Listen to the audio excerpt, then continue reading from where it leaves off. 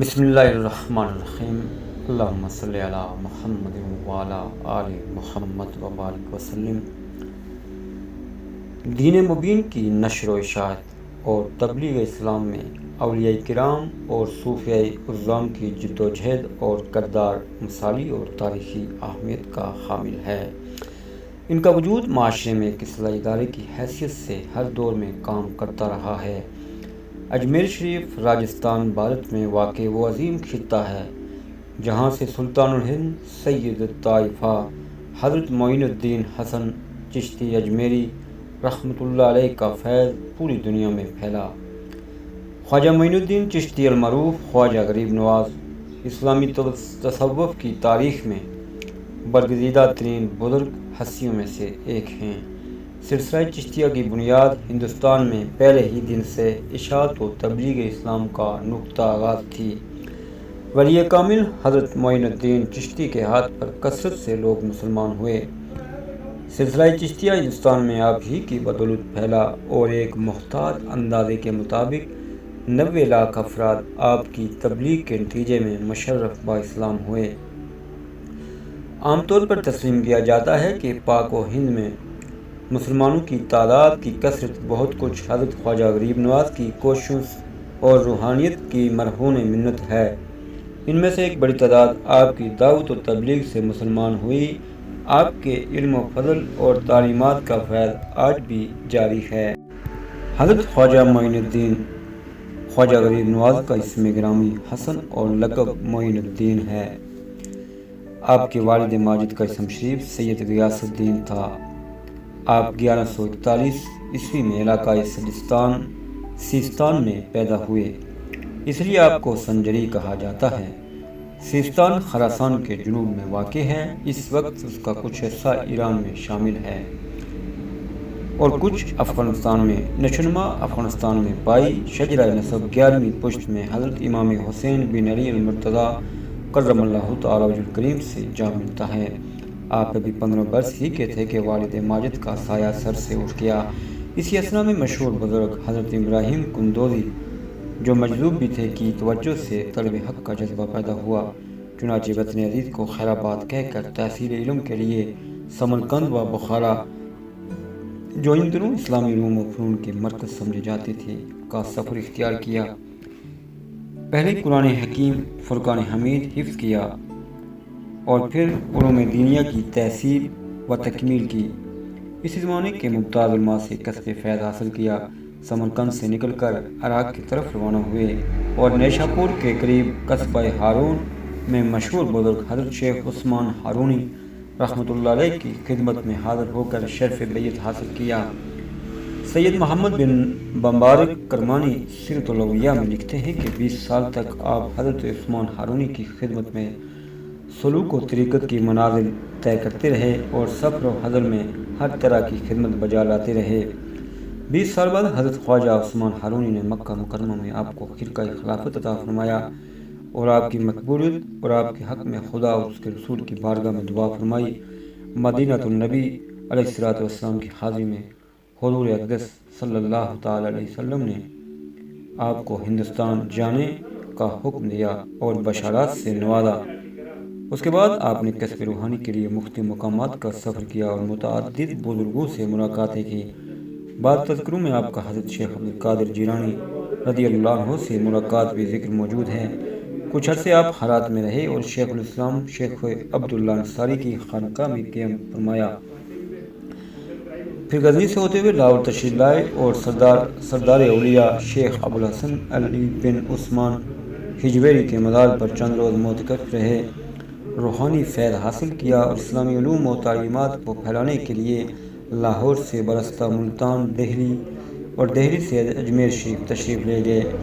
آپ 573 کے بعد سلطان شہاب الدین غزنوی کے اجمیر پر حملے کے دوران والد اجمیر ہوئے۔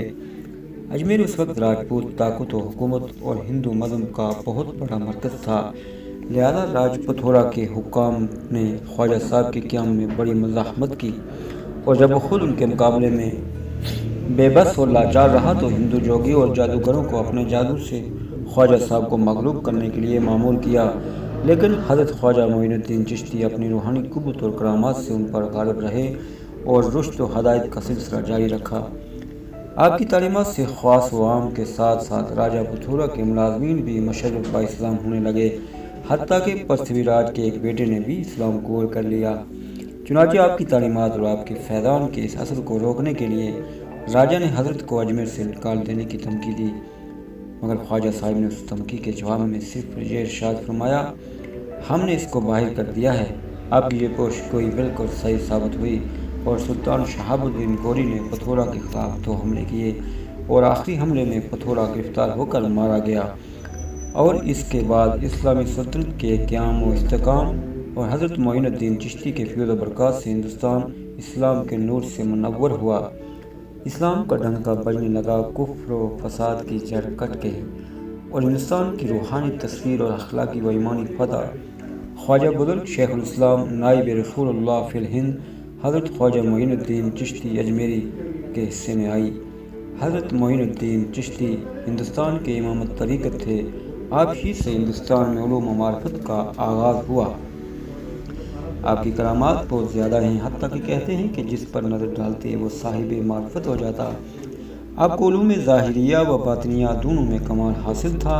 آپ کی فقرا اخلاق کی پاکیزگی، صاف ستھری راہدانہ اور بے طمع زندگی، ایمان و یقین کی قوت، خلق خدا کے ساتھ ہمدردی اور بلا تفریق مذہب و ملت، انسان سے محبت، انسانیت کا احترام اور جرأت ایمانی دیکھ کر مخالفین بھی معتقد اور دشمن بھی دوست بن گئے۔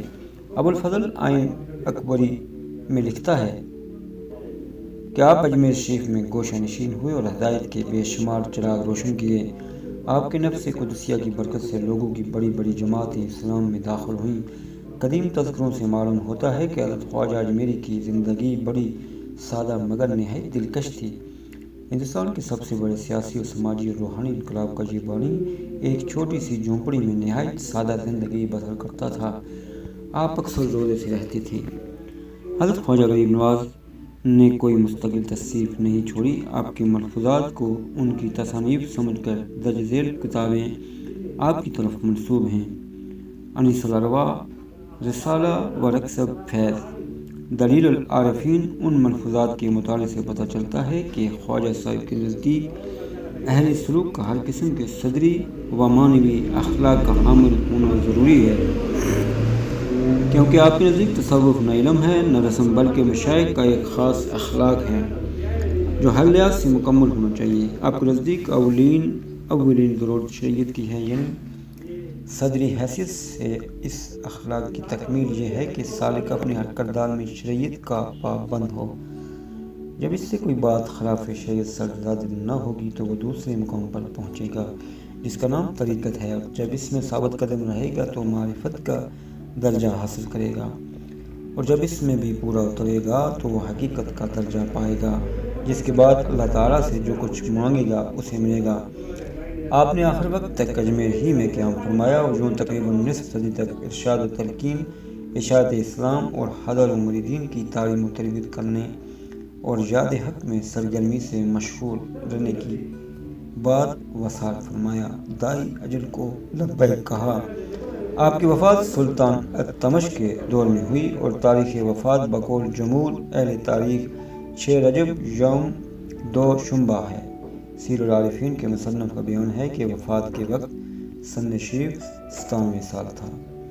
سید محمد بن مبارک کرمانی اور شیخ عبدالحق محدث دہلوی لکھتے ہیں کہ وفات کے بعد حضرت خواجہ معین الدین چشتی اجمیری کی پیشانی مبارک پر یہ نقش ظاہر ہوا کہ حبیب اللہ مات فی حب اللہ، یعنی اللہ کا حبیب اللہ کی محبت میں فنا ہو گیا۔